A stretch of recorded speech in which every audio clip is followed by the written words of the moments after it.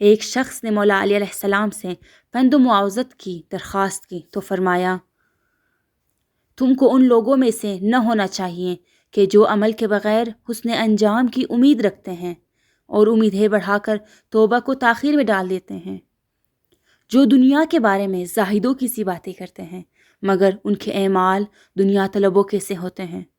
اگر دنیا انہیں ملے تو وہ سیر نہیں ہوتے، اور اگر نہ ملے تو قناعت نہیں کرتے۔ جو انہیں ملا ہے اس پر شکر سے قاصر رہتے ہیں، اور جو بچ رہا ہے اس میں اضافہ کے خواہش مند رہتے ہیں۔ دوسروں کو منع کرتے ہیں اور خود باز نہیں آتے، اور دوسروں کو حکم دیتے ہیں ایسی باتوں کا جنہیں خود بجا نہیں لاتے۔ نیکوں کو دوست رکھتے ہیں مگر ان کے سے اعمال نہیں کرتے، اور گناہ گاروں سے نفرت و عناد رکھتے ہیں حالانکہ وہ خود بھی انہی میں داخل ہیں۔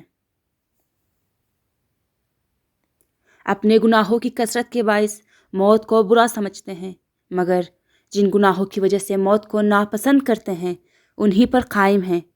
اگر بیمار پڑتے ہیں تو پشیمان ہوتے ہیں، اور تندرست ہوتے ہیں تو مطمئن ہو کر کھیل کود میں پڑ جاتے ہیں۔ جب بیماری سے چھٹکارا پاتے ہیں تو اترانے لگتے ہیں، اور مبتلا ہو جائیں تو ان پر مایوسی چھا جاتی ہے۔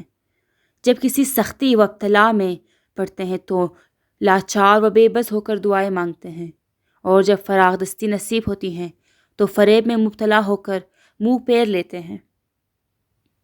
ان کا نفس خیالی باتوں پر انہیں قابو میں لے آتا ہے، اور وہ یقینی باتوں پر اسے نہیں دبا لیتے۔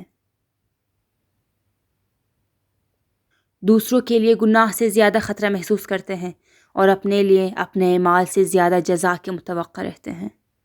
اگر مالدار ہو جاتے ہیں تو اترانے لگتے ہیں، اور اگر فقیر ہو جاتے ہیں تو نا امید ہو جاتے ہیں اور سستی کرنے لگتے ہیں۔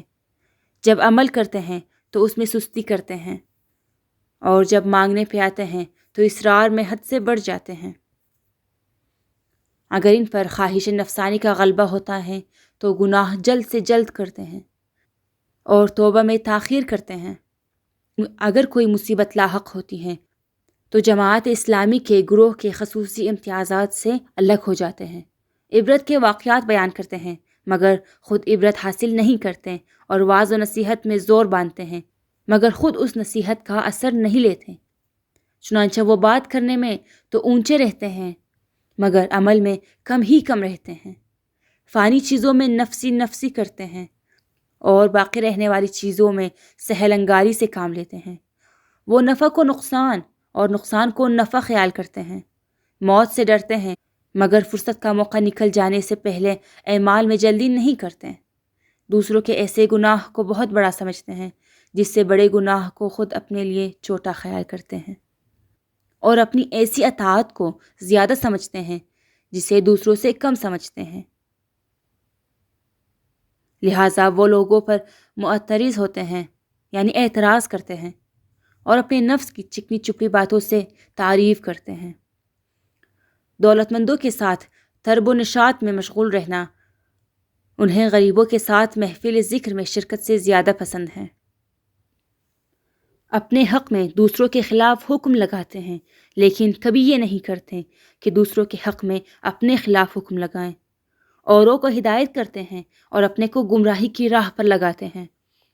وہ اطاعت لیتے ہیں لیکن خود نافرمانی کرتے ہیں، اور حق پورا پورا وصول کر لیتے ہیں مگر خود ادا نہیں کرتے۔ وہ اپنے پروردگار کو نظر انداز کر کے مخلوق سے خوف کھاتے ہیں، اور مخلوقات کے بارے میں اپنے پروردگار سے نہیں ڈرتے۔